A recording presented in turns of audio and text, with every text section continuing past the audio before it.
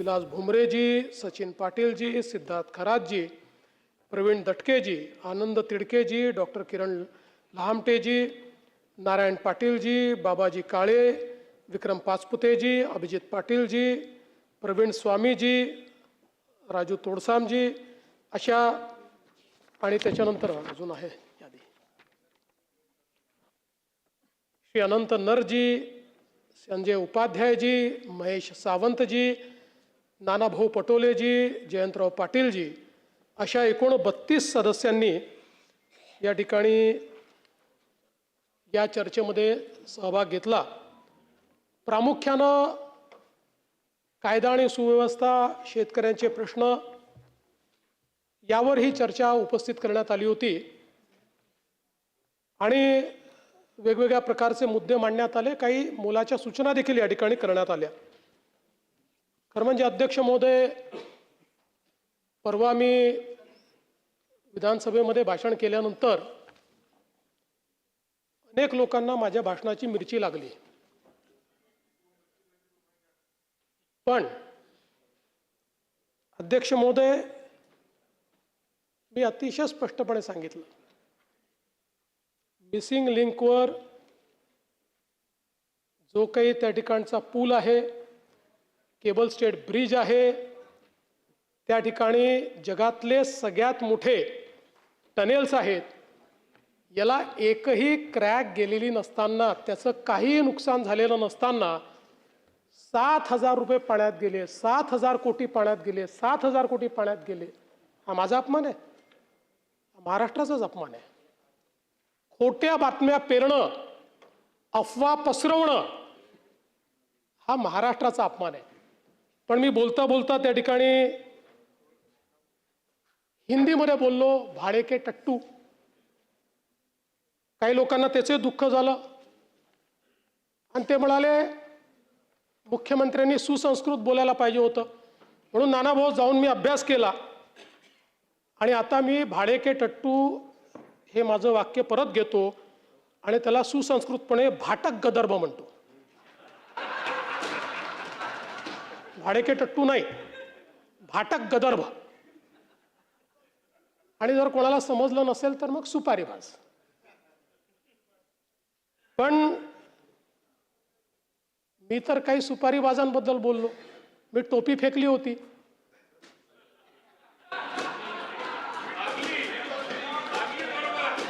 अनेकांना का लागली मला समजलंच नाही, अनेक लोकांना ती लागली। बरं ते जाऊ द्या, आता मी एक वाक्य हिंदीमध्ये बोललो। आता आशिषजी ते ज्यांना समजायला पाहिजे म्हणून बोललो, त्यांच्याऐवजी दुसऱ्यालाच मिरची लागली। आणि आमचे मिमिक्री आर्टिस्ट मला म्हणायला लागले हिंदीत का बोलले। पूर्ण भाषण मी मराठीतच केलं, पण मला काही अडचण नाही, ते आमचे मित्र आहेत आणि ते मित्र असल्यामुळे राजकारणात तर त्यांच्यापासून आम्हाला काही धोका नाही, पण आनंद आहे ते राजकारणात आहे। ते जर मिमिक्रीच्या क्षेत्रात गेले असते तर एकाही स्टँडअप कॉमेडियनला या ठिकाणी मार्केट राहिलं नसतं। काही हरकत नाही, आपण जरा विषयाकडे येऊ। आजही मिरची लागू शकते।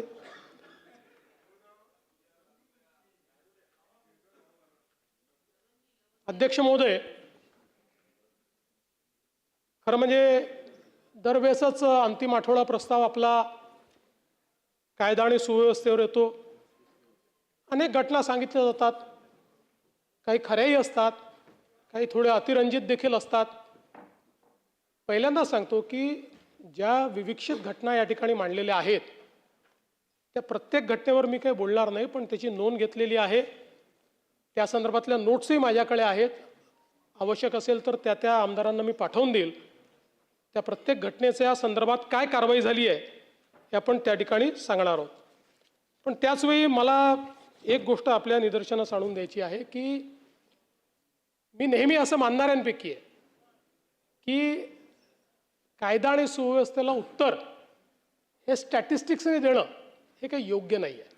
हे पूर्वी पण म्हणायचो, मी विरोधी पक्षात असताना म्हणायचो, इतके वर्ष गृहमंत्री आहे तरी म्हणतो, पण दुर्दैवाने या सभागृहामध्ये चुकीचं स्टॅटिस्टिक्स मांडलं जातं आणि मग महाराष्ट्रच कसा क्रमांक 1 वर आहे असं ज्यावेळेस सांगितलं होतं त्यावेळेस महाराष्ट्राची बाजू तर मला मांडावीच लागेल आणि म्हणून मला मग आकडेवारी या ठिकाणी द्यावी लागते.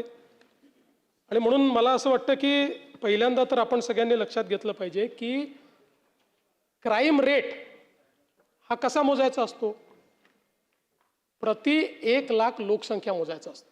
तो जर ॲब्सोल्यूट क्राईम रेट मोजला जयंतराव तर नेहमीच उत्तर प्रदेश पहिल्या क्रमांकावर असेल आणि नेहमीच गोवा शेवटच्या क्रमांकावर असेल, कारण गोव्याची लोकसंख्याच 15 लाख आहे. आता 15 लाखात क्राईम होतील तर किती होतील. आणि म्हणून प्रति 1 लाख लोकसंख्येमध्ये आपण जर विचार केला तर देशातल्या राज्यांमध्ये आपण 7व्या क्रमांकावर आहोत, पहिल्या क्रमांकावर नाही आहोत. हे 7वं आहे हे काही खूप चांगलं असं मी म्हणणार नाही, पण विनाकारण आपल्याच राज्याला गुन्हेगारीत पहिला अशा पद्धतीनं सांगणं योग्य नाही. म्हणून या ठिकाणी सांगतो की आपण 7व्या क्रमांकावर आहोत.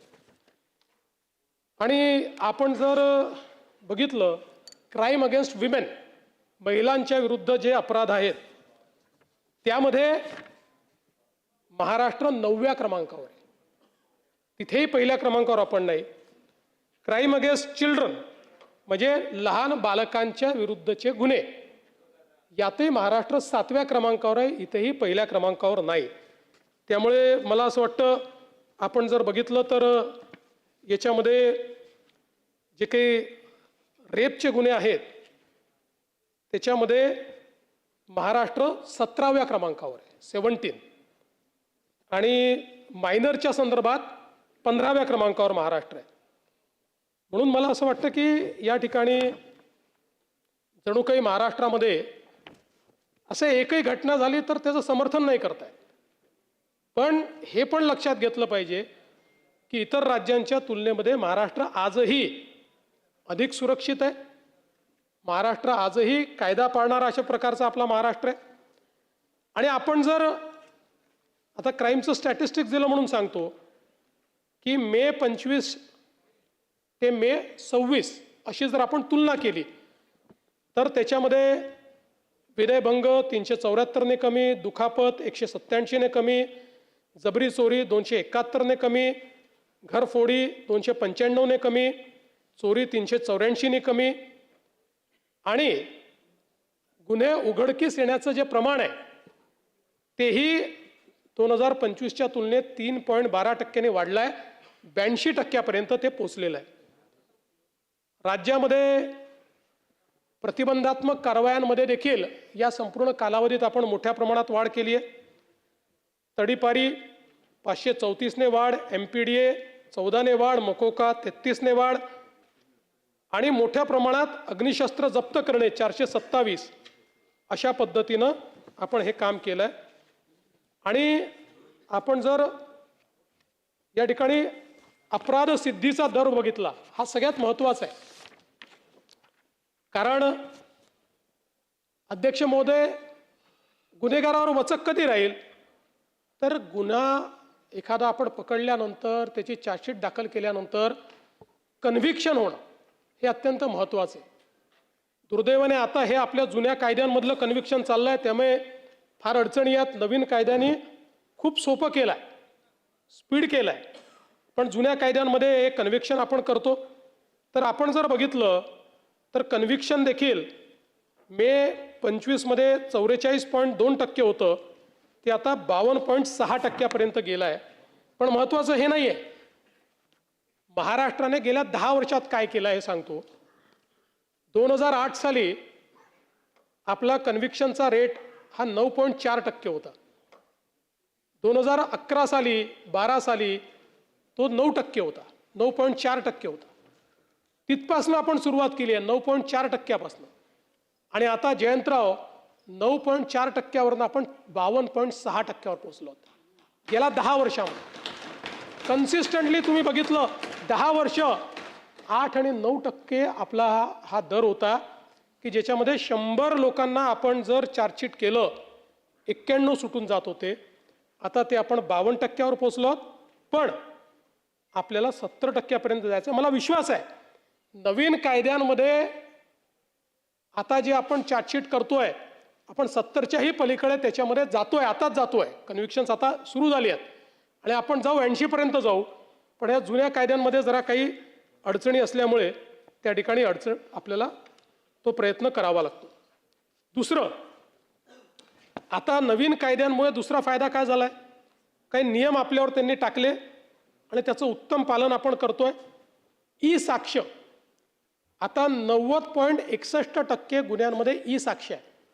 ई साक्षीचा अर्थ काय आहे, आपल्याला माहिती आहे साक्षीदार होस्टाईल होतो. आता ई साक्षीमध्ये ज्या क्षणी आपण नोंदवतो त्या क्षणी ती साक्ष अपलोड होते आणि त्याचा कॅमेऱ्यावर साक्ष जे काही त्याचं हे आहे फिल्म ती पण आपण अपलोड करतो. त्यामुळे आता दिलेली साक्ष ही ज्यावेळेस बदलायची आहे किंवा बदलतात किंवा होस्टाईल होतात त्यावेळी जे चुकीच्या पद्धतीनं त्या ठिकाणी काम करतात आणि होस्टाईल होतात यांची संख्या एकदम कमी होईल. आणि मला असं वाटतं की विशेषतः गंभीर गुन्ह्यांमध्ये ही जी अडचण आपल्याकडे निर्माण होते ती अडचण या माध्यमातून दूर होईल. दुसरं, आपल्याकडे 2-2 वर्ष आपण चार्जशीट दाखल करत नव्हतो. आता 60, काही गुन्ह्यांमध्ये 60 दिवस करावं लागतात, काही गुन्ह्यांमध्ये 90 दिवसात करावी लागते. आता आपला हा जो रेट आहे हा 50% पोहोचला आहे. म्हणजे 50% केसेसमध्ये आपण 60 ते 90 दिवसामध्ये चार्जशीट दाखल करतो. पण त्याच वेळी लैंगिक गुन्ह्यामध्ये मात्र दोषारोप पत्र 90% गुन्ह्यांमध्ये आपण 60 दिवसाच्या आत त्या ठिकाणी दोषारोप पत्र दाखल करतो. आणि आता नवीन कायद्याने एक अजून चांगलं केलं की जे गंभीर गुन्हे आहेत, अटकजन्य 7 वर्षाच्या वरचे जेवढे गुन्हे आहेत या गुन्ह्यांमध्ये फॉरेन्सिक टीमला स्पॉटवर जावं लागतं. फॉरेन्सिक व्हॅन घेऊन आणि फॉरेन्सिक एव्हिडन्स तिथनं जमा करावा लागतो. ही पण एक अतिशय चांगली सुधारणा झाली आहे की ज्याच्यामुळे आपल्याला माहिती आहे ह्युमन एव्हिडन्स हा खोटं बोलू शकतो, पण फॉरेन्सिक, टेक्निकल, डिजिटल, इलेक्ट्रॉनिक हे एव्हिडन्स कधीच खोटं बोलत नाही. आता जवळपास अशा गुन्ह्यांमध्ये 91.9% म्हणजे जवळपास 92% गुन्ह्यांमध्ये अशा प्रकारच्या आता स्पॉटवर न्यायवैद्यक शास्त्र तज्ज्ञांची भेट होते, त्याच ठिकाणी पुरावे गोळा होतात आणि ब्लॉकचेन पद्धतीने ते पुरावे स्टोअर आपण करतो की जेणेकरून त्याच्यामध्ये टॅम्परिंग करता येणार नाही. फिर्यादीला मालमत्ता परत करण्याचं प्रमाणही या कायद्यांमुळे वाढलंय. कारण पूर्वी फिर्यादीला खूप कोर्टात जावं लागायचं, काय काय करावं लागायचं, या कायद्याने तेही सोपं केलेलं आहे. त्यामुळे 76.14% आता फिर्यादीला मालमत्ता त्या ठिकाणी परत मिळण्याचं प्रमाण त्या ठिकाणी वाढलेलं आहे. आता आपण जर महिलांविरोधातले गुन्हे जर बघितले तर आपल्याला माहिती आहे की 2013 पासून सातत्याने या गुन्ह्यांमध्ये वाढ होते. आणि वाढ होण्याचं कारण असं आहे की गुन्ह्यांचं रजिस्ट्रेशन फ्री झालेलं आहे आणि 2013च्या अमेंडमेंटमुळे एक स्टेप वरचा गुन्हा झाला आहे. म्हणजे पूर्वी ज्याला छेडखानी म्हणायचो तो आता रेप मानला जातो. अशा पद्धतीने एक स्टेप वर झालेला आहे. आणि म्हणून या गुन्ह्यांमध्ये म्हणजे मी नेहमी असं सांगतो की एक समाधान याच्यात आहे, पूर्वीही कदाचित गुन्हे घडत होते परंतु घरच्यांच्या किंवा जे काही समाज आहे त्याच्या दबावाखाली या ठिकाणी त्या संदर्भातलं रजिस्ट्रेशन केलं जात नव्हतं. आता रजिस्ट्रेशन मोठ्या प्रमाणात वाढलेलं आहे. आणि याचं कारण माहिती आहे, याच्यामध्ये जर आपण बघितलं तर आता 2026च्या पर्यंत जे आपण काही विश्लेषण केलं तर याच्यामध्ये जुने सगळे गुन्हे, बलात्कारांच्या गुन्ह्यांमध्ये 4434 प्रकरणात ओळखीचे आरोपी आहेत आणि फक्त 5 प्रकरणांमध्ये अनोळखी आरोपी आहेत. या ओळखीच्या आरोपींमध्येही नातेवाईकांचं प्रमाण हे सर्वाधिक आहे. आणि म्हणून पूर्वीच्या काळामध्ये समाजाचं प्रेशर असायचं, घरच्यांचं प्रेशर असायचं की गुन्हा दाखल करू नका. आज ते गुन्हे दाखल करतायत आणि हे चांगलं आहे. 99.89% या गुन्ह्यामधले गुन्हेगार ओळखीचे आहेत. आणि म्हणून मला असं वाटतं की याला दोन्ही पद्धतीनं पाहता येईल. गुन्हे वाढतायत असंही पाहता येईल, पण त्याच वेळी समाज जर सुधारायचा असेल तर हे जे हायडिंग बिलो द कार्पेट आपण म्हणतो, दाबून ठेवा, सांगू नका, घराची इज्जत, हे जर संपलं आणि त्या घरच्याही लोकांना किंवा ओळखीच्या लोकांना लक्षात आलं की असे गुन्हे दाखल होत आहेत, तर कदाचित यामध्ये मोठा परिणाम होईल. दुसरं, याच्यामध्ये नवीन कायद्याने 60 दिवसाच्या आत आपल्याला चार्जशीट दाखल करायला सांगितली आहे. मला सांगताना आनंद वाटतो की आता मे 2026 अखेर चार्जशीट 7 दिवसात 60 डेजमध्ये दाखल होण्याची जी काही आपली पर्सेंटेज आहे ते 99.48% आहे. म्हणजे जवळपास एखाद दुसरा गुन्हा सोडला तर सगळ्या गुन्ह्यांमध्ये 60 दिवसाच्या आत चार्जशीट त्या ठिकाणी चाललेली आहे. एक मुद्दा परत या ठिकाणी महिला आणि मुलींच्या बेपत्ता होण्याचा जो नेहमी आपल्याकडे चर्चेला येतो, नानाभाऊ आपण पण काही बोललात त्या संदर्भात, त्यातही मी सांगतो मुद्दाम, कारण मी अनेक वेळा सांगितलं की याचं विश्लेषण जे आहे इयर ऑन इयर नाही करतायत. 2-2, 3-3 वर्षांनी ते आपल्या घरी येतात, सापडतात. आणि म्हणून 2021 ते 26 असा एकत्रित आकडा तुम्हाला सांगतो.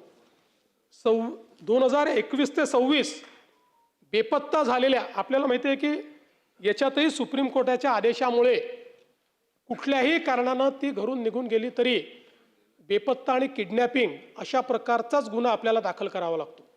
दुसरा गुन्हा दाखल करता येत नाही. तर आपण जर बघितलं तर 2021 पासून 26 पर्यंत बेपत्ता झालेल्या महिला 2,34,811, त्यापैकी शोध लागल्या आणि आपल्या घरी पोहोचलेल्या महिला 2,17,758, म्हणजे 93% महिला यातल्या या घरी पोहोचल्यात. आणि हे जे 21 ते 26 सांगतोय, 25 आणि 26च्या 27-28 पर्यंत येतातच, सापडतातच. फारच कमी अशा होतात की ज्या आपल्याला सापडत नाहीत. आणि यातही आपण जर बघितलं तर विशेषतः 23 ते 26च्या काळातलं विश्लेषण आपण केलं की कारणं काय असतात. आता मुलींच्या बाबतीत सर्वात मोठं कारण आहे प्रेम प्रकरण. 46.32% केसेस मुलींच्या निघून जाण्याच्या किंवा या बेपत्ताच्या या प्रेम प्रकरणात नाहीत. 20% कौटुंबिक वादात नाहीत. 2.81% मानसिक तणावात नाहीत. बाकी मग छोटे छोटे आहेत. आणि अपहरणाच्या ज्या केसेस आहेत एकूण या सगळ्या याच्यात त्या केवळ 5.25% आहेत. ओन्ली 5.25%. मुलांच्या बाबतीत कारणं थोडी वेगळी आहेत. प्रेम प्रकरणं 9.12% आहे आणि कौटुंबिक वाद ह्या 32% आहे मुलांच्या बाबतीत. आणि मग बाकी सगळे आहेत. मुलांच्या बाबतीत अपहरण 4.47% आहे. आणि म्हणून आपण जर बघितलं तर कदाचित ही आकडेवारी मिसलिडिंग वाटते. आता जर एखाद्याला सांगितलं की 3 वर्षामध्ये 2 लाखाच्या वर अपहरण झालं किंवा त्या ठिकाणी बेपत्ता झाल्या तर असं वाटतं काय चाललंय. पण ज्यावेळेस परत येण्याचा रेट आपण बघतो त्यावेळी लक्षात येतं की दुर्दैवाने समाजामधल्या अडचणी आहेत ज्या आपल्याला समजून घ्याव्या लागतील. समाजामधले हे प्रॉब्लेम्स आपल्याला समजून घ्यावे लागतील. आज ऑपरेशन मुस्कानच्या माध्यमातून 43,591 बालकांचा शोध हा आपल्या पोलिसांनी या ठिकाणी लावला आणि त्यांना घरी नेलाय, घरापर्यंत पोहोचवलेलं आहे. या ठिकाणी आपण फास्ट ट्रॅकच्या संदर्भात देखील अनेक विषय मांडले. खरं म्हणजे नरसापूरच्या घटनेचा तर आपण उल्लेख केलाच. 59 दिवसात तिहेरी फाशीची शिक्षा, पण हेच बेंचमार्क आपल्याला करायचं आहे. आणि मुळामध्ये मी जसं सांगितलं की पोलीस आपला तपास पूर्ण करून चार्जशीट दाखल करू शकतात, पण त्याच्यानंतरचं काम हे मात्र ज्युडिशियरीचं आहे. नवीन कायद्याने एक सोय केली आहे की आता ज्युडिशियरी ते पूर्वीप्रमाणे तारखावर तारखा ज्या मागता यायच्या त्या आता मागता येत नाहीत. 2 तारखांपेक्षा जास्त ॲडजमेंटच आता मागता येत नाही. आणि मुळामध्ये अनेक फास्ट ट्रॅक कोर्ट अजून डेझिग्नेट व्हायचे आहेत. त्यामुळे या संदर्भात जोपर्यंत राज्य सरकार आणि न्यायालय एकत्रितपणे एफर्ट करणार नाही तोपर्यंत सगळ्या केसेसमध्ये आपली जी अपेक्षा आहे 2 महिन्यात 3 महिन्यात निकाल यावा ती येणं कदाचित कठीण आहे. पण आम्हाला न्यायालयाकडनं सहकार्य मिळत आहे, त्यांच्याही काही अडचणी आहेत त्याही आम्ही दूर करतो आहोत. आणि मला विश्वास आहे की हा एक बेंचमार्क जो आपण सेट केला आहे हा पुढच्या अनेक गुन्ह्यांमध्ये या ठिकाणी आपल्याला करता येईल. आज जर सायबर गुन्ह्यांचा विचार आपण केला तर पूर्वी सायबर गुन्ह्यांमध्ये रक्कम फ्रीज होणं हे सगळ्यात महत्त्वाचं असतं. कारण आपल्याला माहिती आहे की एका खात्यातनं दुसऱ्या, दुसऱ्यातनं तिसऱ्या, तिसऱ्यातनं चौथ्या अशा पद्धतीनं ही रक्कम ट्रॅव्हल करते, वेगवेगळ्या देशांमध्ये चालली जाते. सायबर गुन्ह्यांमध्ये तर फायनली 100 अकाउंटमधनं एका अशा देशात जाते की ज्या देशाशी आपली संधी नाही आणि मग ते पैसे मिळत नाही. पूर्वी केवळ आपण 11% रक्कम फ्रीज करू शकत होतो, आता ते प्रमाण 27% पोहोचलं आहे. हे काही फार समाधानकारक नाही, 50% तरी आपल्याला पोचावं लागेल. पण तोही प्रयत्न येत्या काळामध्ये आपण करू, कारण 11%हून 27%पर्यंतही चांगली मजल आपल्या पोलिसांनी मारलेली आहे. आणि जवळपास जून 2026 या काळात, जानेवारी ते जून 2026 या काळात 439 कोटी रुपये हे अशा प्रकारच्या फ्रॉडचे फ्रीज करण्याचं काम हे आपल्या पोलिसांनी या ठिकाणी केलेलं आहे. आणि आता त्याच्यामध्ये 50,000पेक्षा कमी रक्कम असेल तर ती तात्काळ आपल्याला परत करता येते. आणि त्यात फक्त आपण एक अधिकाऱ्याचं पत्र घेतो आणि जवळपास ही प्रक्रिया सुरू झाल्यामुळे 2813 प्रकरणात ऑलरेडी पैसे हे परत केलेले आहे आणि वेगवेगळी आता रक्कम जी आहे ती परतीच्या प्रक्रियेमध्ये आहे. साधारणपणे आपण कारवाई काय केली तर या सगळ्या काळामध्ये सायबर क्राईम करणारे 6,76,202 मोबाईल ब्लॉक केले, 3,92,742 मोबाईल ट्रेस केले आणि 1,53,750 हँडसेट हे आपण जप्त केले. आणि एवढंच नाही तर एक अतिशय संवेदनशील उपक्रम हा आपल्या विभागाने केला. आपल्याला कल्पना आहे की अनेक वेळा लोक फेसबुकवर किंवा वेगवेगळ्या समाज माध्यमांवर आम्ही आत्महत्या करतोय, आम्ही निराश आहोत, अशा प्रकारच्या पोस्ट आल्या की त्याची मेटासोबत आपण करार करून त्याचा अल्गोरिदम तयार केला आहे. आणि अशा पोस्ट आल्याबरोबर ते आपल्याकडे येतात आणि त्यांचं काउन्सिलिंग आपण करतो. आपण गेल्या म्हणजे 24 ते 24ला आपण सुरू केलं, 1.5 वर्षामध्ये आपण 168 व्यक्तींना ज्यांनी आत्महत्येचा प्रयत्न केला होता किंवा ते करण्याच्या तयारीत होते त्यांना त्यांच्या पोस्टवरनं पकडून परावृत्त करून त्या ठिकाणी त्यांना वाचवण्याचं काम केलेलं आहे. आणि त्यासोबत ऑनलाईन छळ आणि सेक्स्टॉर्शन अशा प्रकारातनं 69 तरुण मुलामुलींना वाचवण्यात आलं आहे. असे जवळपास 237 लोकांचे प्राण हे प्रोॲक्टिव्हली, यांनी कंप्लेंट नाही केली कोणी आपल्याकडे, प्रोॲक्टिव्हली आपण ते पकडून त्या ठिकाणी केले आहेत. आणि वेगवेगळे बहुमान सन्मान तर मिळालेच आहेत, पण महाराष्ट्र सायबरचं जनजागृती माहितीपट जो आहे त्याला कान्सच्या चित्रपट महोत्सवामध्ये देखील 2026साठी नामांकन मिळालेलं आहे. आज महाराष्ट्र सायबरचा जो 1930 क्रमांक आहे याच्यात दररोज 8 ते 10 हजार तक्रारी येतात. आपण AIचा वापर करून या सगळ्या तक्रारी नोंदवण्याची व्यवस्था केली आहे, त्याचं विश्लेषण करण्याची व्यवस्था केली आहे, त्याला रिस्पॉन्ड करण्याची व्यवस्था केली आहे. आज देशात सर्वाधिक कॉल हँडल करण्याची क्षमता आणि करण्याचं काम हे आपण करतो.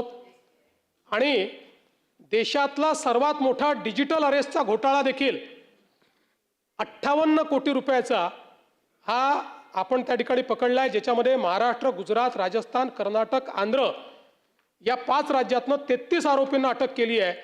एकूण 45 आरोपी याच्यामध्ये आहेत आणि जवळपास 6000 मॅन्युअल खाती याची आपण फ्रीज केलेली आहेत आणि एक मोठा प्रहार डिजिटल अरेस्टवर देखील झाला आहे. पुण्यामध्ये आपल्याला कल्पना आहे की विषारी दारूचे जवळपास 22 बळी त्या ठिकाणी गेले. एक प्रकारे आपल्याला काळीमा फासणारी अशा प्रकारची घटना आहे. 2 गुन्हे होते, दापोडी आणि हडपसर.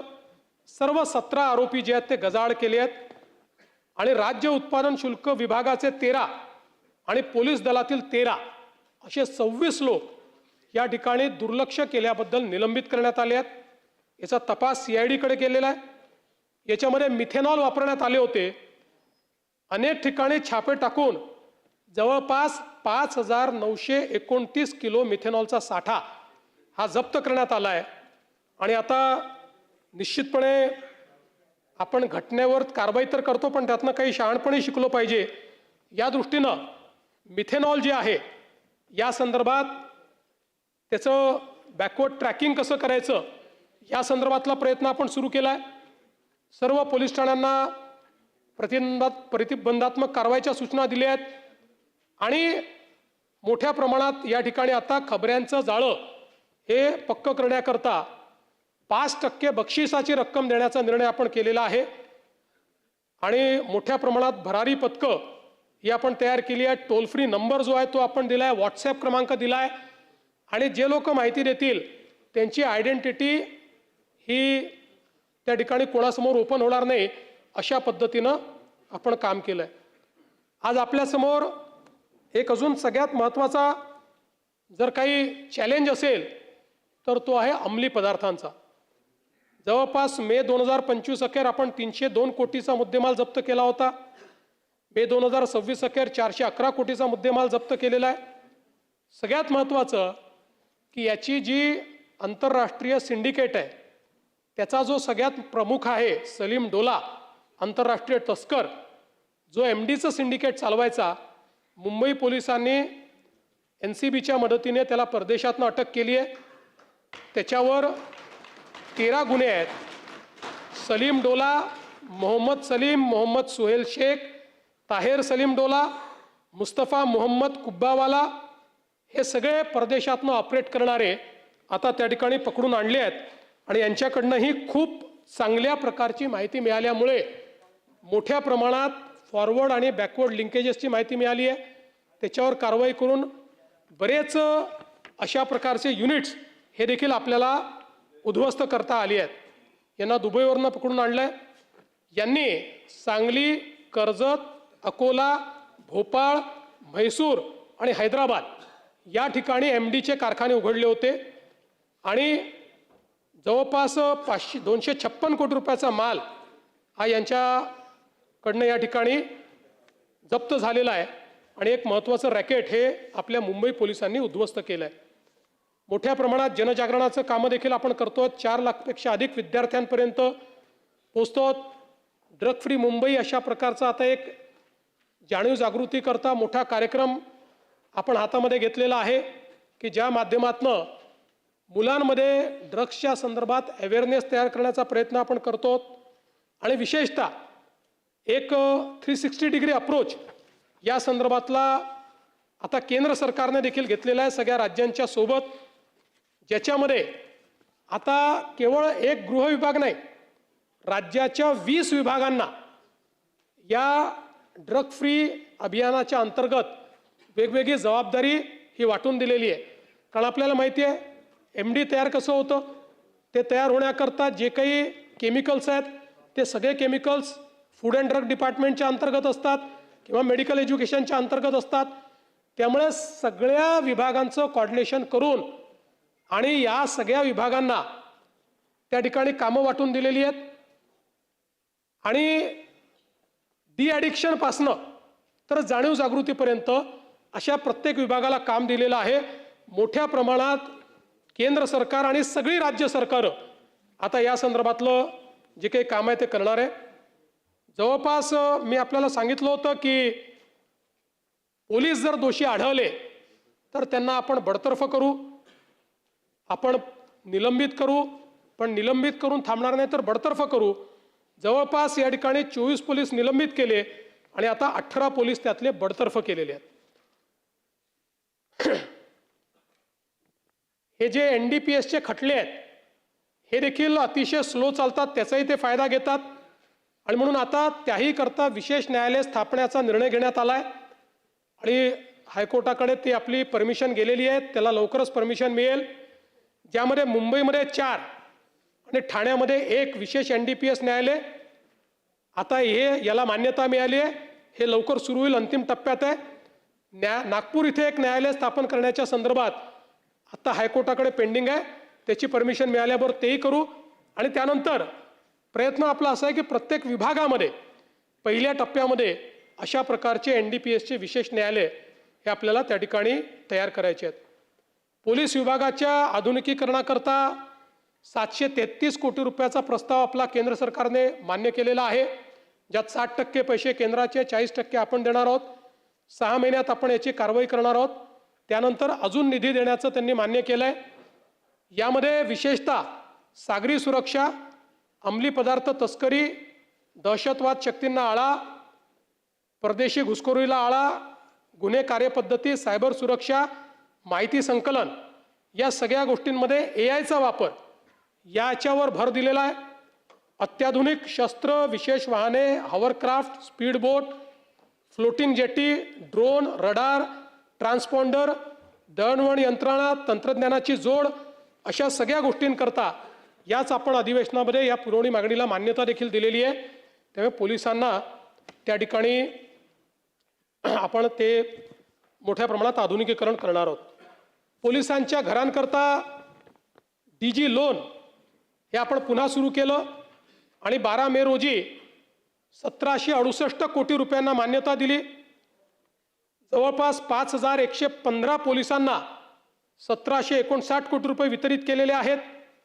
आणि यासोबत मोठ्या प्रमाणात आपल्या पोलीस गृहनिर्माणच्या माध्यमातून जवळपास 9762 निवासस्थानं जे आहेत यांचे कामं चाललेली आहेत आणि जवळपास 447 निवासस्थानांच्या निविदा या प्रसिद्ध झाल्या आहेत आणि 14,000 निवासस्थानं ही त्या ठिकाणी विविध टप्प्यावर आहेत. आमचे कालिदासजी कोळंबकर सातत्याने आहेत ते त्यांना माहिती आहे मी भाषण करणार आहे, त्यामुळे ते जाणार नाही. पोलिसांच्या मालकीच्या घरांचा प्रश्न मांडत असतात. आपण BDD चाळीमध्ये पोलिसांना मालकीची घरं दिल्यापासनं मोठ्या प्रमाणात इतरही पोलिसांना वाटतं की तितके वर्ष आमचे झाले आहेत, आम्हालाही दिलं पाहिजे. त्या संदर्भात काही कोर्टाच्या केसेस देखील आहेत. पण किमान टप्प्याटप्प्याने पोलिसांना काही प्रमाणात तरी आपल्याला मालकी हक्काची घरं कशी देता येतील, जसं आपण DG लोन दिलं आहे ते लोन मालकी हक्काचं घर घेण्याकरताच दिलं आहे. या संदर्भात कालिदासजी आम्ही पुढच्या 7 दिवसामध्ये एक उच्चस्तरीय समिती नेमतो आहोत.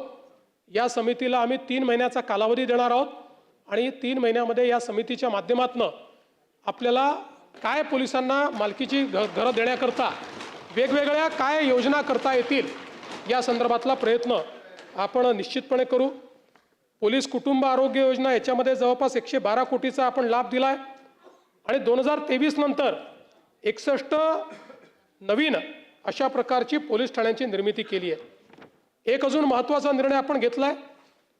मुंबईमध्ये आपल्याला माहिती आहे की सगळ्यात मोठं पोलीस दल मुंबईत आहे आणि मुंबईच्या पोलीस दलांकरता घरांचा प्रश्न तर आहेच, पण अस्तित्वात असलेली जी घरं आपण अलॉट केली आहे त्यातलीही 90% घरं जी आहेत ती छोटी आहेत. म्हणजे त्यांना जी देय घरं आहेत त्या देय घरांच्या एवढी ती घरं नाही आहेत. काहीतर आपल्याला माहिती आहे फार जुनी घरं आहेत आणि म्हणून आपण आता एक प्रकल्प हातामध्ये घेतलेला आहे की ज्याच्यामध्ये पोलीस दलातील अधिकारी अंमलदार यांच्यासाठी जी काही शासकीय घरं आहेत ती निर्माण करण्याच्या संदर्भात आम्ही मुंबईमध्ये पोलिसांची सगळी भूखंड शोधून काढली.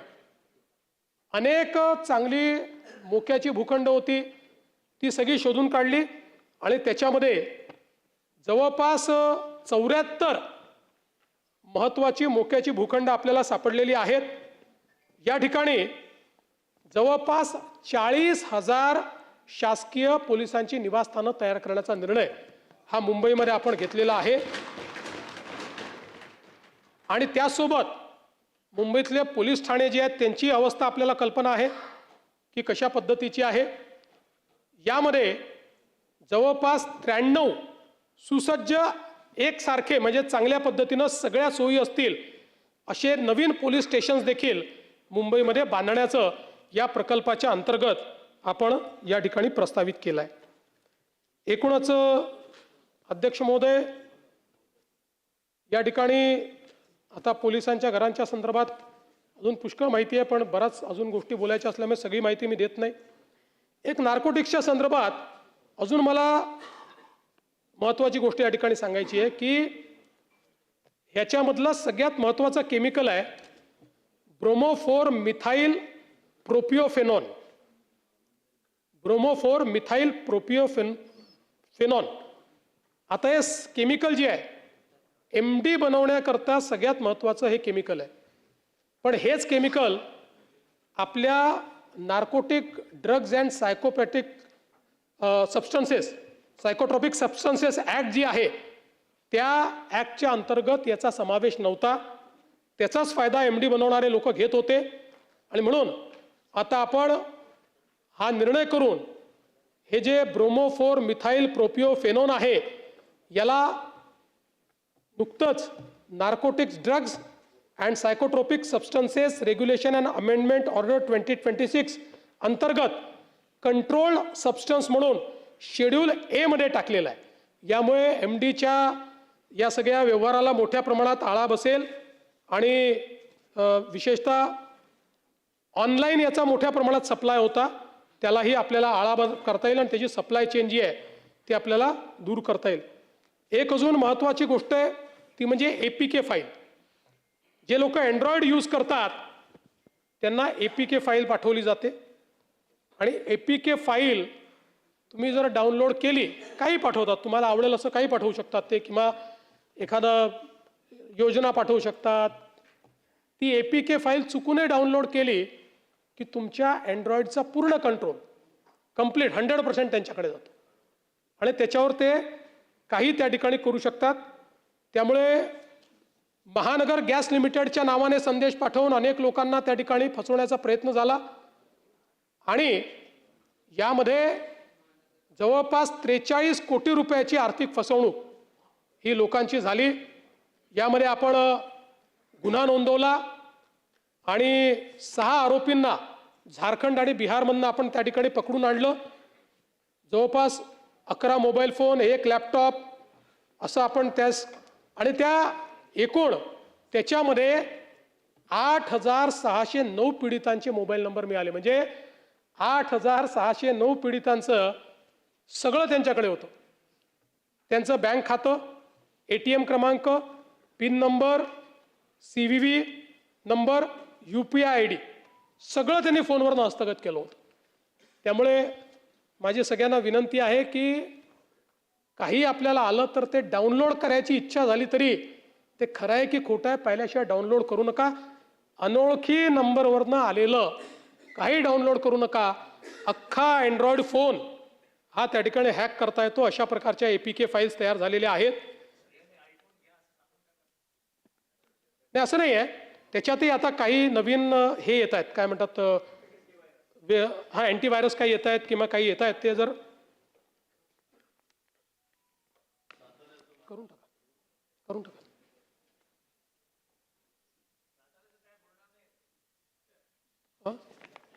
साताऱ्यात सगळं आलबेल आहे. तुमच्या मनाप्रमाणे काही घडणार नाहीये. तुमच्या मनाप्रमाणे काही घडणार नाहीये. आम्ही भाऊ एकत्रित आहोत.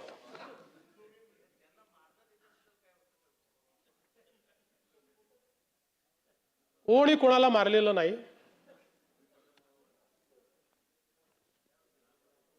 अध्यक्ष महोदय, एक अत्यंत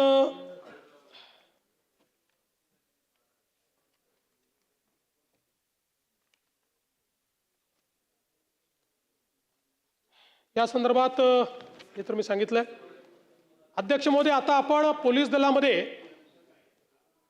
मोठ्या प्रमाणात आर्टिफिशियल इंटेलिजन्सचा उपयोग सुरू केलाय आणि आपल्याला माहिती आहे की याचा मोठ्या प्रमाणात आता उपयोग होतोय.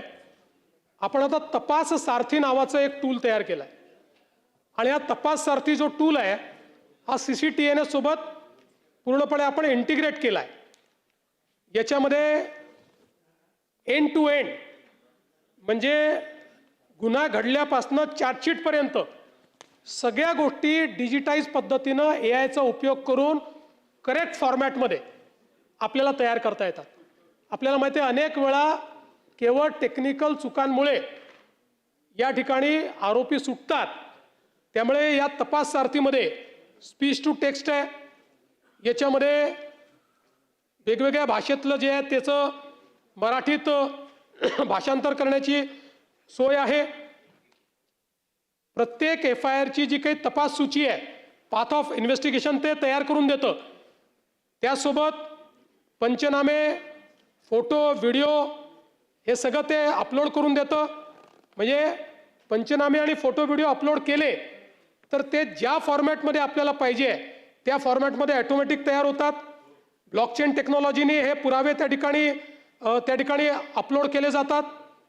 त्यामुळे एकूणच देशामधलं पहिलं कंप्लीट AI असिस्टेड अशा पद्धतीचं तपास सारथी आपण केलाय.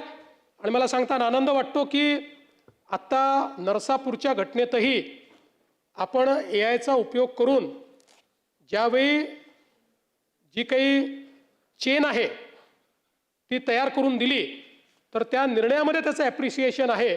हे त्या जज साहेबांनी केलेलं आहे की अतिशय करेक्ट चेन ऑफ इव्हेंट्स त्याच्यामुळे तयार झालेले आहेत.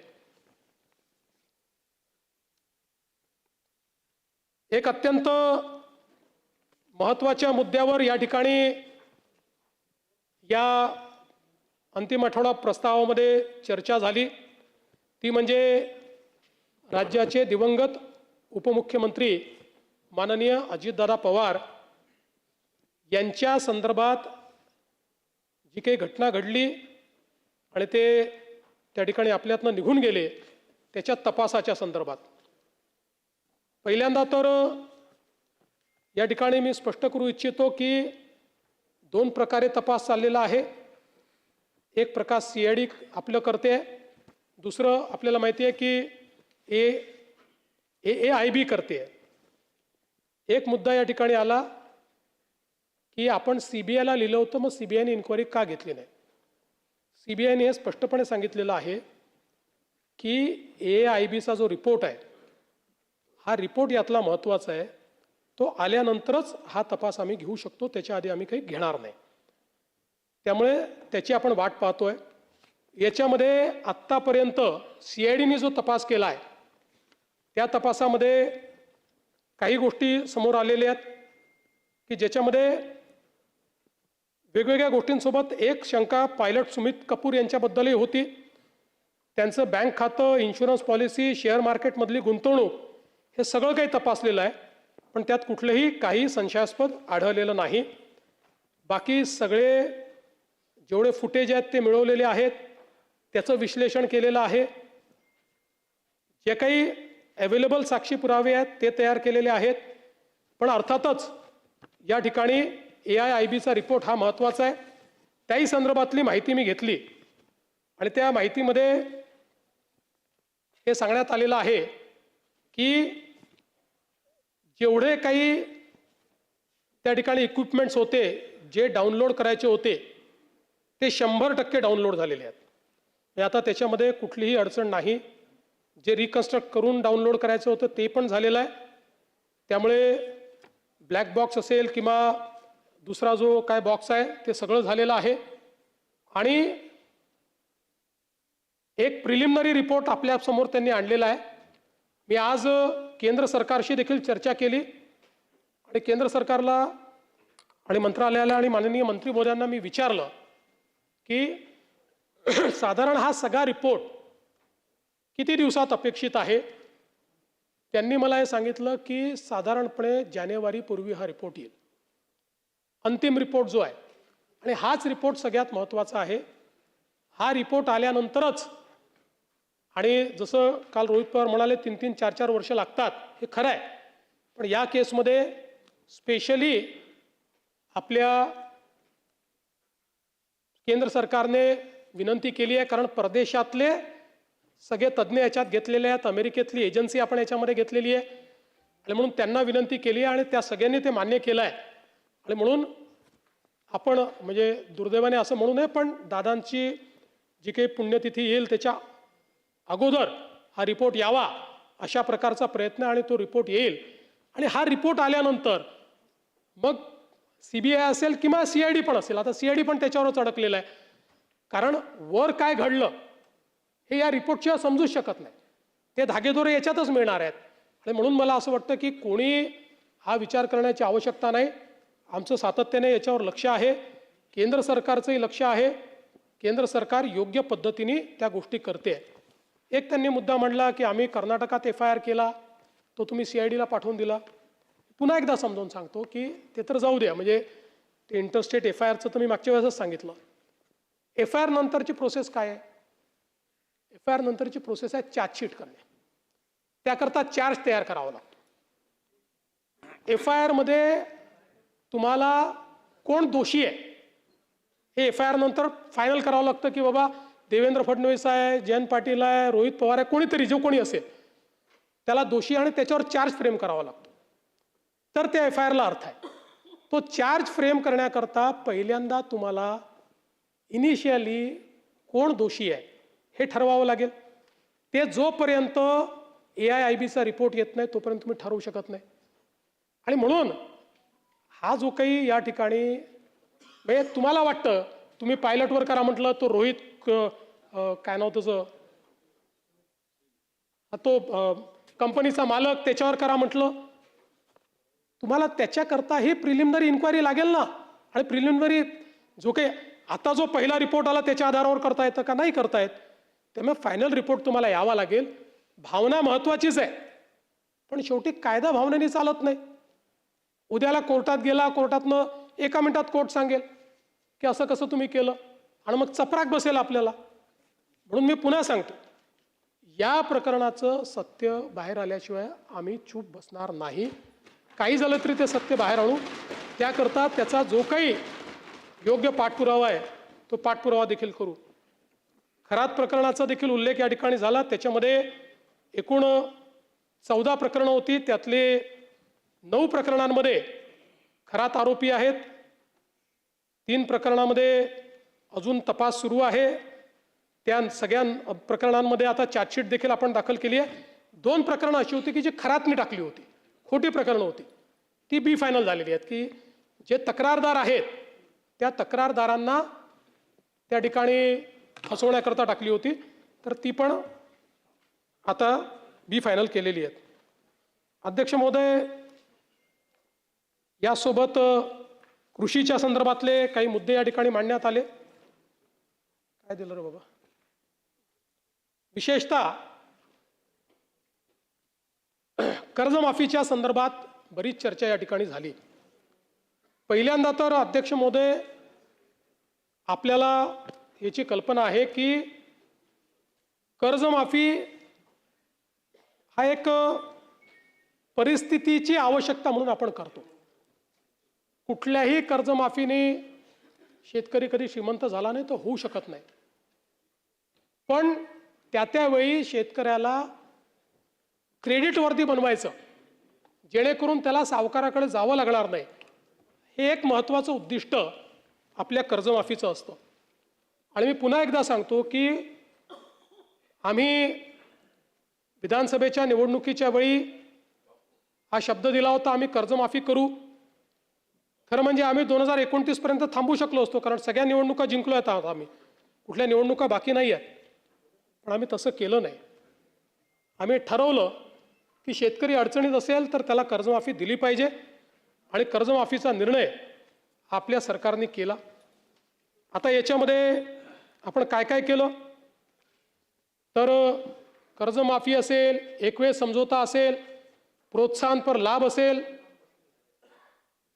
खरं म्हणजे एक गोष्ट मला अजून लक्षात आणून दिली पाहिजे की या कर्जमाफीच्या व्यतिरिक्त दरवर्षी हे सरकार आहे महायुतीचं 25,000 कोटी रुपये वीज माफीची देतं शेतकऱ्यांना. 25,000 कोटी रुपये दरवर्षी.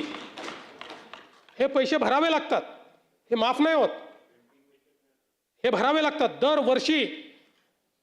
पहिल्या वर्षी 20,000 कोटी, 22,000 कोटी, 25,000 कोटी हे पैसे आपण भरतो. आणि एकूण जर आपण कृषी विभागाचा आजचा आउटले बघितला, सगळं मिळून वेगवेगळ्या योजना आणि देणाऱ्या सबसिडी, तर तो 95,000 कोटी रुपयाचा आहे. 95,000 कोटी रुपये. आणि हा कर्जमाफीचा निर्णय आपण घेतला. आपण राष्ट्रीयकृत बँका, व्यापारी बँका, खाजगी बँका, जिल्हा मध्यवर्ती सहकारी बँक सगळ्यांची बैठक घेतली आणि या ठिकाणी त्याच्या आधारावर सगळा डेटा घेतला आणि त्यानंतर मिळालेल्या माहितीच्या आधारावर पुण्यश्लोक अहिल्यादेवी होळकर शेतकरी कर्जमुक्ती योजना आपण तयार केली. आता असं देखील म्हणण्यात आलं की 12-13 हजार कोटीचाच लाभ मिळेल आणि 36 लाख शेतकऱ्यांवर अन्याय होईल. हे विधान पूर्णपणे चुकीचं आहे. हे योग्य नाही आहे. खरं तर 56 लाख शेतकऱ्यांना 36,585 कोटीचा लाभ देणारी ऐतिहासिक अशा प्रकारची योजना आहे. आता मी आपल्या लक्षात आणून देतो, आपल्या काळामध्ये महात्मा ज्योतिराव फुले शेतकरी कर्जमुक्ती योजना तयार झाली होती. यामध्ये केवळ अल्पमुदत पीक कर्ज आणि पुनर्गठित कर्जासाठी 2 लाख रुपयापर्यंत ही योजना तयार केली होती. मात्र पुण्यश्लोक अहिल्यादेवी होळकरमध्ये आपण 2 लाखापेक्षा जास्तही ज्यांची थकबाकी आहे त्यांनाही 2 लाखापर्यंत देतोय. आपल्या योजनेत 2 लाखावर 1 रुपया जरी वर असेल तरी त्याला कर्जमाफी मिळालेली नाही. इथे 2 लाखाच्या वर असेल तरी त्याला आपण ती कर्जमाफी देणार आहोत. आणि आपण जर बघितलं तर महात्मा ज्योतिराव फुले शेतकरी कर्जमाफी योजना जी आहे याच्यामध्ये 32 लाख शेतकऱ्यांना त्या ठिकाणी लाभ मिळाला होता. त्यापैकी बहुतांश शेतकऱ्यांनी पुन्हा कर्ज भरलेलं आहे, काही शेतकऱ्यांनी भरलेलं नाही. आणि म्हणून आपण ज्यावेळेस कर्जमाफीच्या संदर्भात निर्णय करायला घेतला त्यावेळी आपण एक प्रवीण परदेशींची कमिटी तयार केली होती आणि या कमिटीला आपण काही लॉंग टर्म काही शॉर्ट टर्म अशा पद्धतीनं काही सूचना द्यायला सांगितल्या होत्या. त्यामध्ये सूचना देत असताना काही लॉंग टर्मच्या दिल्या, काही शॉर्ट टर्मच्या दिल्या, पण एक गोष्ट प्रकर्षाने त्यांनी मांडली. खरं म्हणजे बोलताना रोहितजींच्या ते लक्षात आलं नाही. ते असं म्हणाले की नैतिकतेवर शेतकऱ्यांच्या प्रश्न देणं. नैतिकतेवर नाही, त्यांनी त्या ठिकाणी जे मांडलं आहे, महाराष्ट्र एकमेव राज्य आहे की ज्या राज्यामध्ये 17 मध्ये कर्जमाफी, 20 मध्ये कर्जमाफी, 26 मध्ये कर्जमाफी असं कुठेच झालं नाही. त्यांनी चिंता ही मांडलेली आहे की बँकिंग सिस्टीमचं काय होईल. बँकेमध्ये कर्ज परत करण्याची जर म्हणजे असं एक शेतकरी प्रामाणिकच आहे, पण जर माहिती आहे की दरवर्षी सरकार करणारच आहे तर मग वाट पाहतो माणूस, कशाला भरायचं बाबा कर्ज, खरंच करतायत का हे. आणि म्हणून त्यांनी इन्स्टन्सेस मांडले आहेत की कशा पद्धतीनं बँकांची परिस्थिती खराब होते. आणि म्हणून त्यांनी हे सांगितलं की काहीतरी डिस्टन्स ठेवा. ज्या लोकांनी कर्जमाफी मिळवली आत्ता नुकतीच किंवा मागच्या कर्जमाफी योजनेत, त्या लोकांना जर पुन्हा कर्जमाफी त्यातले जर काही झाले असतील तर त्या ठिकाणी तुम्ही एक विविक्षित रक्कम त्याकरता भरा. पहिल्यांदा तर त्यांनी सांगितलं की तुम्ही त्यांना त्यात घेऊच नका, नाहीतर बँकिंग सिस्टीम कोलॅप्स होईल. पण मग त्यांनी सांगितलं की विविक्षित रक्कम भरा, काही रक्कम त्यांना भरू द्या, म्हणजे मग या ठिकाणी बँकिंग सिस्टीम चालेल. आता मुश्रीफ साहेब या ठिकाणी आहेत. मुश्रीफ साहेब आमच्या मंत्रिमंडळाच्या बैठकीत रोज सांगायचे की लवकर तारीख घोषित करा, कोणी कर्जच भरत नाही. आमच्या कोल्हापूर बँकेमध्ये रेग्युलर कर्ज भरणारे लोक होते पण कोणी कर्जच भरत नाहीये. तारीख घोषित झाली, बरोबर भरले सगळ्यांनी, नंतरच्या लोकांनी कर्ज, आणि पुन्हा त्या बँकेची परिस्थिती. आज तुम्ही बघा नागपूरची आमची बँक 90% नागपूरची बँक मागच्या घोट्यात बुडली. आज शेतकऱ्यांच्या तुलनेत सगळ्यात कमी जर कर्ज कुठे मिळत असेल तर ते नागपुरात मिळतं, कारण बँक नाही आहे. जिथे जिथे बँका बुडल्या त्या त्या ठिकाणी ही परिस्थिती तयार झाली. आणि म्हणून आपल्याला शेतकऱ्याला तर कर्जमाफी द्यायचीच आहे, पण सोबत बँकिंग सिस्टीम करता काही शिस्त लावणं हे देखील गरजेचं आहे. म्हणून अशा पद्धतीची शिफारस ही त्यामध्ये आली. आता मी तुम्हाला पुन्हा सांगतो की आपण जर बघितलं तर पहिले आम्ही 17 मध्ये छत्रपती शिवाजी महाराज शेतकरी सन्मान योजना केली, ज्याच्यामध्ये जवळपास त्या ठिकाणी 44 लाख शेतकऱ्यांना आपण मदत केली. त्यात 24 लाख शेतकऱ्यांना कर्जमाफीची योजना होती. 4.27 लाख शेतकऱ्यांनी एकवेळ समझोता केला. 14,89,000 शेतकऱ्यांना आपण प्रोत्साहनपर पैसे दिले. आणि मग जेव्हा महात्मा ज्योतिराव फुले शेतकरी कर्जमुक्ती योजना आली त्यावेळी रोहित पवारजी आपली माहिती चुकीची आहे. 2017च्या योजनेमध्ये लाभ मिळालेल्या म्हणजे छत्रपती शिवाजी महाराज योजनेत लाभ मिळालेल्या शेतकऱ्यांना 2019च्या कर्जमाफी योजनेतनं वगळण्यात आलं, देण्यात नाही आलं, हे वगळण्यात आलं. त्यामुळे या ठिकाणी 17ला लाभ मिळालेल्या शेतकऱ्यांना महात्मा ज्योतिराव फुले कर्जमुक्ती योजनेत लाभ मिळालेला नाही, त्यांना वगळलेला आहे. म्हणून आपल्याला मिळालेली माहिती वस्तुस्थिती दर्शक नाही आहे. एवढंच नाही, 2008 साली देशामध्ये कर्जमाफी झाली, त्यानंतर 9 मध्ये आपण आणली महाराष्ट्रामध्ये, 8 नंतर. आता 9 मध्ये देखील आपण ज्यावेळेस आणली त्यावेळेस 8च्या माफीमध्ये जे समाविष्ट होते त्यांना आपण वगळलं आणि इतरांना आपण 20,000पर्यंत त्या ठिकाणी मदत केली. मर्यादा जी होती ती 20,000ची मर्यादा होती.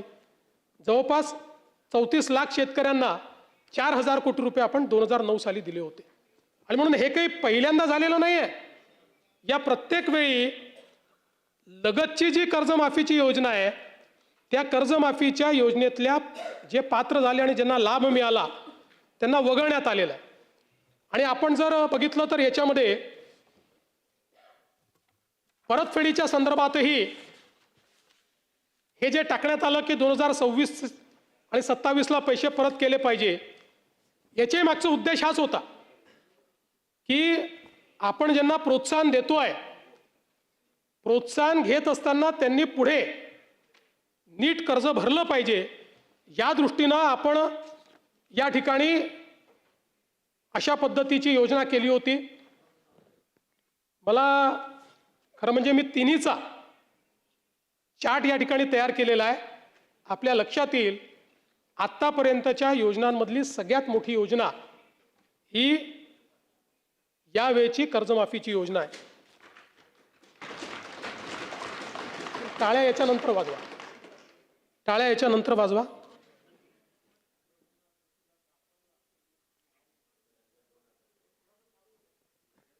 सातत्याने या संदर्भात अटी शर्ती आहे तशी मागणी होत होती.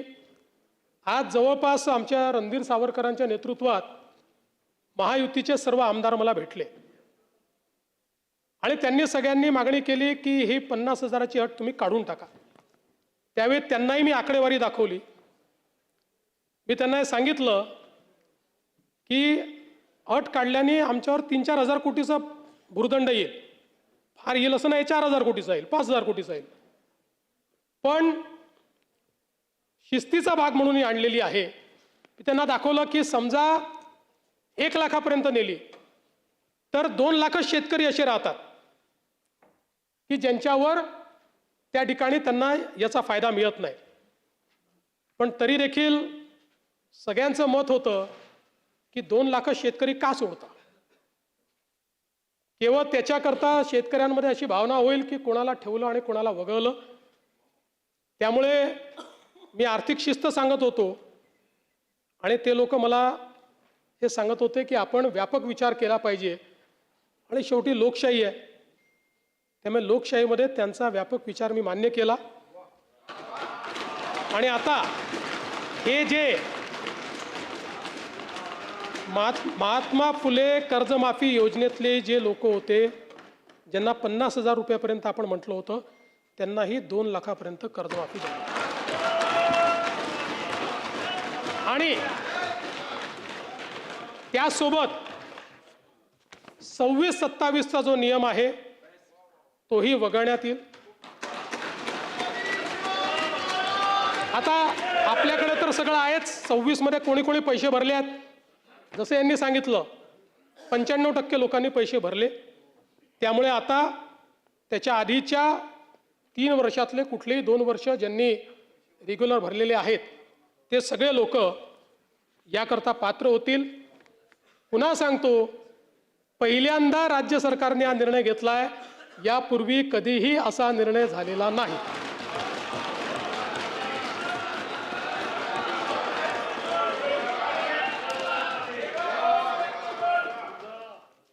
कापसाच्या खरेदीच्या संदर्भात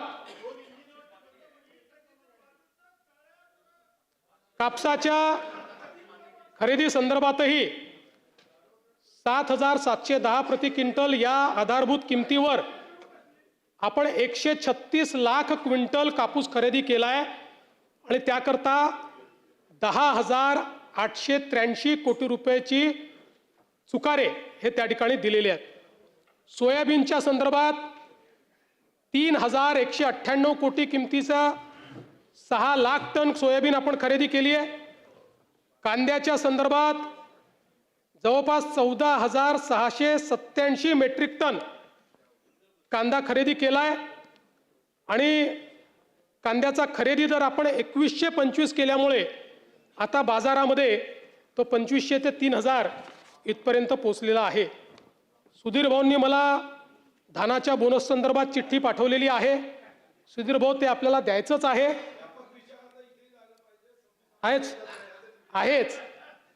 आहेच आणि त्याचा योग्य वेळी निर्णय करणारच आहोत. आत्ता फक्त कॅश फ्लोचा प्रॉब्लेम कर्जमाफीमुळे आहे. हा, नंतर तुमच्याशी चर्चा करतो त्या संदर्भात. फक्त एवढंच सांगतो की त्या संदर्भात आपण सकारात्मक आहोत, ते आपण नाकारलेलं नाही आहे.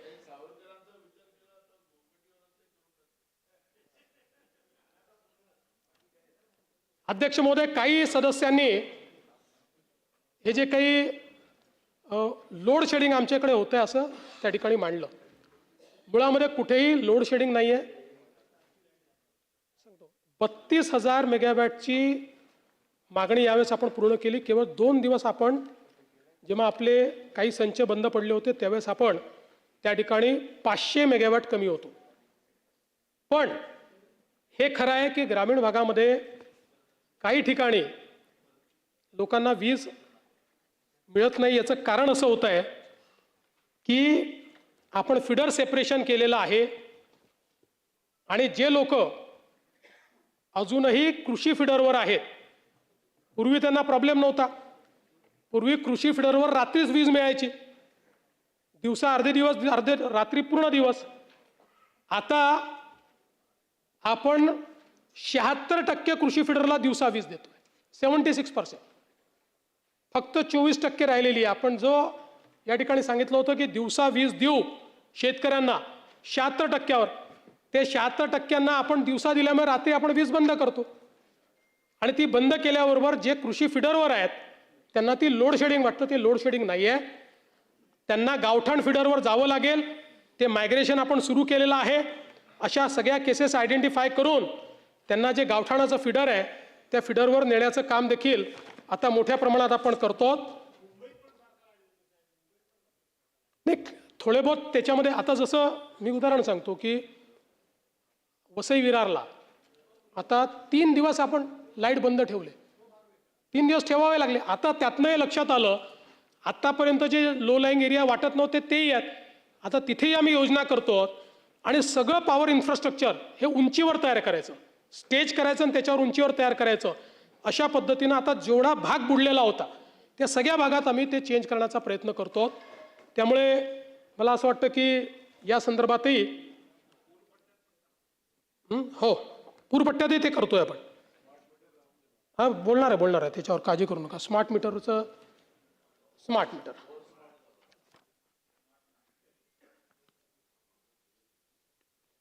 खरं म्हणजे राज्यामध्ये आता तर देशातच सगळीकडे स्मार्ट मीटर लावणं कंपल्सरी झालंय. आपल्या राज्याने 1,23,00,000 स्मार्ट मीटर्स लावले आहेत. म्हणजे आपण मोर दॅन 50% आता पोचलेलो. 1,23,00,000. यामध्ये तक्रारी किती ग्राहकांकडनं आल्या? 3,92,000 ग्राहकांकडनं तक्रारी आल्या. जिथे तक्रार आली तिथे आपण दुसरं मीटर घेऊन जातो आणि त्यांच्यासमोर तपासणी करतो. ही तपासणी केल्यानंतर केवळ 210 तक्रारींमध्ये तथ्य आढळलं. म्हणजे 0.0017%. आणि एवढंच नाही तर आपण काही प्रमाणात स्मार्ट मीटर वापरणाऱ्यांना दिवसाला विजेची सवलत देखील दिली आहे. पण आता यावेळेस एक गोष्ट मात्र निश्चितपणे झाली. काही लोक म्हणतात की आमचं बिल जास्त आलं. हे का आलं याचा एक अभ्यास केला. हे वर्ष एक वेगळं वर्ष आहे. 3 महिने हीट वेव्ह आहे या वर्षामध्ये. आणि त्यामुळे आपण बघा की उन्हाळ्यामध्ये आपलं जे कन्झम्पशन 28,000 मेगावॅट असतं ते सातत्याने 3 महिने 32,000 मेगावॅट आहे. म्हणजे 4,000 मेगावॅट अधिकची वीज आपण वापरतो. त्याचा परिणाम काय होतो म्हणून एक आपण स्टडी केला बदलापूरला. हवामानातल्या बदलामुळे आता बदलापूरमध्ये जे काही सरासरी कमाल तापमान जे आहे हे साधारणपणे मे 25 मध्ये 38 डिग्री होतं. ते मे 26 मध्ये 43 डिग्री झालं. 5 डिग्रीनी वाढलं. आणि सातत्याने हीट वेव्हमध्ये ते 5 डिग्रीनी पुढे होतं. आणि साधारणपणे पाऊस देखील जवळपास 1 महिना उशिरा पडला. पाऊस पडला की थोडं डिमांड कमी होते लोकांचं. आता याच्यामध्ये वीज वापर समजा 1 BHKचं कुटुंब आहे. साधारण 1.5 टनचा AC आहे, फ्रीज आहे आणि पंखा आहे. अशा घरामध्ये बिल येत होतं 270 युनिट्सचं. यावर्षी वापरले गेले 270च्या ऐवजी 415 युनिट. त्यामुळे मासिक बिल 2,500वरनं 5,000 झालं. का झालं? आपण जेव्हा 300 युनिटपर्यंत आपण स्वस्तात वीज देतो. 300 युनिटच्या वर गेलं की 5 रुपयांनी वाढ होते आणि 500 युनिटच्या वर गेलं की अजून 2 रुपयांनी वाढ होते. टेलिस्कोपिक पद्धत आहे. आणि या टेलिस्कोपिक पद्धतीमुळे ज्याचा 270 युनिटचा वापर होता त्याचा 415 युनिट झाला. 2 BHK जो आहे याच्यामध्ये त्यांचा वापर अंदाजे 425 युनिट होता, तो झाला 655 युनिट. आणि 4,500 वरनं 8,000वर त्यांचं बिल गेलं. 300ची मर्यादा ओलांडली, इकडे 500ची मर्यादा ओलांडली. आणि म्हणून याचा काही स्मार्ट मीटरशी संबंध नाही. जिथे स्मार्ट मीटर लागलं नाही त्याही ठिकाणी अशाच पद्धतीची बिलं आलेली आहेत. कारण एक्सटेंडेड उन्हाळ्यामुळे आणि हीट वेव्हमुळे विजेची मागणी अधिक होती आणि जास्त प्रमाणात वीज आपण वापरली आहे. नाही, सोलरवाल्यांना येऊ नाही शकत. तुम्ही द्या ना, अशी असेल केस येऊ नाही शकत. त्याच्यामध्ये तो एक वेगळी केस आहे नानाभाऊ. त्यांच्या प्रॉफिटमध्ये थोडा आपण शेअर घेतलेला आहे. त्यांना प्रॉफिटच आहे. आणि ते कुठले 10 किलोवॅटपेक्षा मोठे, छोट्यांना तर काहीच नाही. यामध्ये खतांचे भाव वाढले या संदर्भात एक विषय आला. युरिया आणि DAP याच्या किमतीमध्ये कुठलीही वाढ झालेली नाही.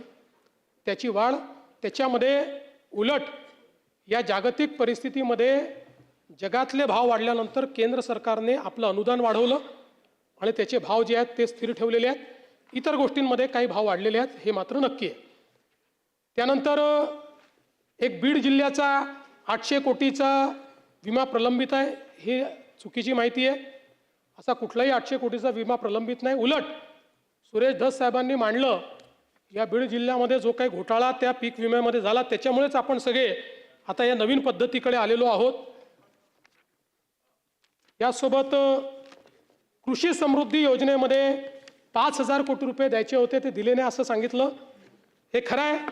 आपण हे ठरवलं होतं की 5,000 कोटी दरवर्षी द्यायचे. 2,000 कोटीच आपण आत्ता दिले आहेत. पण उर्वरित पैसे देखील आम्ही त्या ठिकाणी पुरवणी मागण्यांच्या माध्यमातून निश्चितपणे देऊन आणि इथलं जास्तीत जास्त जे काही काम आहे ते आपण पूर्ण करू. ठिबक सिंचनच्या संदर्भात 217 कोटी रुपये आता केवळ पेंडिंग आहे. तेही पैसे आता आम्ही देऊन टाकू आणि संपूर्ण त्याचं जे काही ठिबक सिंचनचं बिल आहे ते पूर्ण करू. एक खतांच्या रेक पॉईंटबद्दल भंडाऱ्याचा विषय भोंडेकरांनी मांडला होता. त्यामध्ये तुमसर टाऊन इथे एक नवीन रेक पॉईंट आपण तयार करतो आणि गुड शेड आणि सोयीची कामं आता अंतिम टप्प्यामध्ये आहे आणि त्या संदर्भात आता आपण कळवलं देखील आहे की इथे आपल्याला सुरू करता येईल. बोगस बियाण्यांच्या संदर्भातला विषय एक मांडण्यात आला. हे खरं आहे की सोयाबीनच्या संदर्भात उगवण क्षमता कमी असलेल्या असे काही बियाणं त्या ठिकाणी आहे अशा तक्रारी आपल्याला प्राप्त झाल्या. एकूण आपण 5580 नमुने घेतले होते. त्या नमुन्यांमध्ये 367 नमुने जे आहेत हे आपल्याला अप्रमाणित किंवा उगवण क्षमता कमी असलेले आढळून आले आहेत. मोठ्या प्रमाणात त्याच्यावर कारवाई आपण सुरू केलेली आहे. यावर्षी 1141 विक्री परवाने निलंबित केले आहेत. 242 विक्री परवाने हे रद्द केलेले आहेत आणि या अनियमिततेच्या अनुषंगाने 113 गुन्हे हे आपण त्या ठिकाणी दाखल केलेले आहेत. यासोबत एक शेतकरी ॲग्रो कंपनीचा बोगस मिश्र बिया खतांची विक्रीच्या संदर्भातला विषय, त्यांच्यावरही कारवाई आपण त्या ठिकाणी केली आहे. पीक विमा सॅटेलाईट पीक कापणी या संदर्भात प्रताप अडसडांनी सांगितलं. त्यात आपण 50% प्रतापदादा सॅटेलाईटच्या माध्यमातून आणि 50% प्रत्यक्ष कापणी अशा प्रकारचा हायब्रिड प्रयोग करतोय. पण पुढच्या काळात आपण जसं सांगितलं नवीन DCS पद्धती आणून याला फुली डिजिटल कसं करता येईल त्या संदर्भातला आपला प्रयत्न आहे. नैसर्गिक शेतीच्या संदर्भात आपण अनुदान जे आहे ते ठेवलेलं आहे आणि ते योग्य ठिकाणी देण्याचा प्रयत्न आपला असणार आहे. बूस्टर सीड वगैरे या संदर्भात काही तक्रारी आपण केल्या आहेत. त्याही तक्रारींच्या संदर्भात आपण कारवाई केली आहे. एक जितेंद्र आव्हाडजी आणि जयंत पाटीलजींनी रतनशी प्रेमसी ट्रस्टच्या संदर्भातला मुद्दा मांडला आहे. त्या संदर्भात आव्हाडसाहेब आता त्या फेन्सिन इन्फोटेक LLP व्यवहारामध्ये 5.25 कोटी रुपये मुद्रांक शुल्क आकारण्यात आलेले आहे. त्यामध्ये ती त्रुटी राहिलेली नाही. मात्र या संदर्भात आपण अनेक आरोप केलेले आहेत. फक्त आत्ता यातला प्रश्न एवढाच आहे की सर्वोच्च न्यायालयाने याच्यात स्टेटस को देऊन ठेवलेला आहे. त्यामुळे त्या स्टेटस कोमुळे म्हणजे याही बाजूने नाही त्याही बाजूने कुठली कारवाई त्याच्यामध्ये करता येत नाही आहे. तथापि आपण काही नवीन मुद्दे मांडले, त्या मुद्द्यांचीही दखल घेऊन त्यावर योग्य ती कारवाई ही आपण निश्चितपणे करू आणि आपण मांडलेल्या ज्या गोष्टी आहेत त्या लॉ अँड ज्युडिशरी विभागाला पाठवून त्यांच्या मार्फत तेच सांगतो की लॉ अँड ज्युडिशरी मार्फत ते चॅरिटी कमिशनरकडे पाठवण्यात येतील. नाही तसा लावता येत नाही ना. म्हणजे आपल्याला काय हा कायदा आपल्याला माहिती आहे. या कायद्यामध्ये आपल्याला डायरेक्ट ॲडमिनिस्ट्रेटर लावायचा अधिकार नाही आहे. आपल्याला फक्त या तक्रारी चॅरिटी कमिशनरला पाठवाव्या लागतात. चॅरिटी कमिशनर जे आहेत ते स्वतः जज असतात, ते सेशन्स जज असतात. त्यामुळे ते त्या संदर्भातली सुनावणी घेत असतात. एक प्रवीण दटके आणि नानाभाऊ तुम्ही देखील जे प्रदूषण आपल्या वैनगंगेत होतं तो मुद्दा मांडला. तर दटके साहेब आपल्याला दोघांनाही सांगतो की आता नाग नदी जलशुद्धीकरण प्रकल्प सुरू झालेला आहे. 2400 कोटी रुपये आपल्याला जायकाच्या माध्यमातून मिळालेले आहेत. या संदर्भात नवीन सांडपाणी प्रक्रिया केंद्र, 520 किलोमीटरच्या लाईन्स आणि 7 पंपिंग स्टेशन आपण उभारतो. नाही ते केलं तरच याचं पूर्ण आंतरराष्ट्रीय संस्थेने त्याचा अहवाल तयार केला आहे. तथापि आपलंही आपण म्हणणं त्याच्यामध्ये निश्चितपणे ऐकून घेऊ. तिरी आणि मिशीच्या संदर्भातला विषय आहे तो निश्चितपणे लक्ष घालण्यात येईल. नळगंगा वैनगंगा नदीजोड प्रकल्प, आता हा प्रकल्प जो आहे CWC कडे गेला आहे, त्याची मान्यता मिळेल. बाकी सगळ्या मान्यता झालेल्या आहेत आणि याच वर्षी या प्रकल्पाची सुरुवात करण्याचा राज्य सरकारचा प्रयत्न असेल, ज्यामध्ये पहिल्या टप्प्यामध्ये कॅनाल आणि 14 जे एक्झिस्टिंग स्ट्रक्चर्स आपले जे आहेत हे मोठे करायचे आहेत, त्याची हाईट वाढवायची आणि त्याचं स्टोरेज वाढवायचं आहे आणि दुसऱ्या टप्प्यात 24 नवीन स्टोरेजेस करायचे आहेत. अशा दोन्ही गोष्टी या ठिकाणी निश्चितपणे करण्याचं राज्य सरकारचा मानस आहे. या व्यतिरिक्तच्याही जेवढ्या नदीजोड प्रकल्प आहेत हे सगळे आता अंतिम टप्प्यामध्ये आहेत, DPR स्टेजमध्ये आहेत. यांचा DPR झाला की त्यालाही CWCची मान्यता जी आहे ती मान्यता आपण त्या ठिकाणी घेऊ. सुरेश धस साहेबांनी देखील काही मुद्दे मांडलेले आहेत, त्या सगळ्या मुद्द्यांवर येत नाही. मला असं वाटतं या सगळ्या मुद्द्यांचं योग्य ते जे काही उत्तर आहे ते मी या ठिकाणी देईल. माननीय जयंतरावांनी काही सांगलीतल्या 2-3 केसेस मांडलेल्या आहेत, तर त्या संदर्भात मी जयंतराव निश्चितपणे त्याची माहिती घेतलेली आहे. मला वाटतं आलेली आहे बहुतेक माझ्याकडे.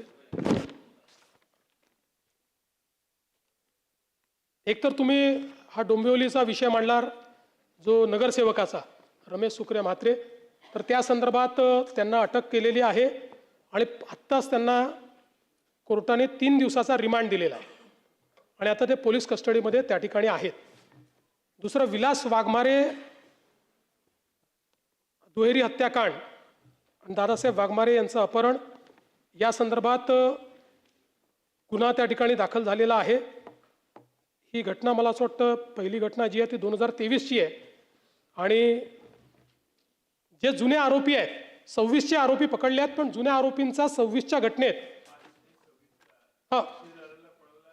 तर तेच सांगतोय की आत्तापर्यंतच्या तपासात जुन्या आरोपींचा त्या साक्षीदाराच्या हत्येत अजूनपर्यंत काही सहभाग आला नाही. ही वेगळी केस आहे, पण तथापि याची जी काही चौकशी आहे ती चौकशी ही निश्चितपणे आपण करू. खरं म्हणजे अनेक विषय आपल्यासमोर आलेले आहेत. नाना भाऊ, त्याची पण मी माहिती घेतली. आता ठीक आहे, आता तुम्ही म्हटलं तर तुम्ही सांगितलेलं सत्य मानून त्या संदर्भात पुन्हा माहिती घेईल. माझ्याकडे आलेली माहिती जरा वेगळ्या पद्धतीची आहे, पण शेवटी नाना भाऊ बोलले तर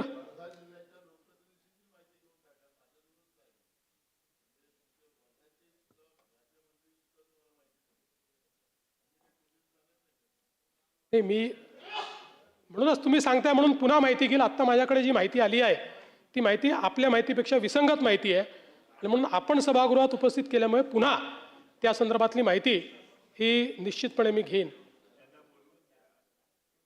खरं म्हणजे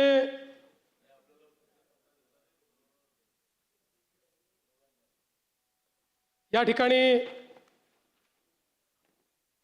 अनेक विषय आपण सगळ्यांनी मांडले. सगळ्या विषयांना इथे उत्तर देणं काही शक्य नाही आहे. ज्या विषयांना उत्तर देणं शक्य होतं ते विषय मी मांडलेले आहेत. कोणाला अजून काही माहिती पाहिजे असेल तर मला भेटून देखील ते माहिती या ठिकाणी घेऊ शकतात. आता आज अधिवेशन संपणार आहे. अधिवेशन संपल्यानंतर मी जगद्गुरू तुकाराम महाराज आणि संतश्रेष्ठ ज्ञानेश्वर माऊली यांच्या पालखीचं दर्शन घेण्याकरता जाणार आहे. त्यामुळे जाताना एवढंच सांगतो, शेतकरी, वारकरी, कष्टकरी हेच महाराष्ट्राचे खरे वैभव. शेतकरी, वारकरी, कष्टकरी हेच महाराष्ट्राचे खरे वैभव. त्यांचा श्रम, श्रद्धा, त्यागातूनच फुलतो विकासाचा गौरव. या मातीतल्या प्रत्येक हाताला आम्ही देऊ नवी ताकद, नवा आधार. त्यांच्याच आशीर्वादाने देऊ महाराष्ट्राला नवाचार आणि नवा आकार. धन्यवाद. जय हिंद.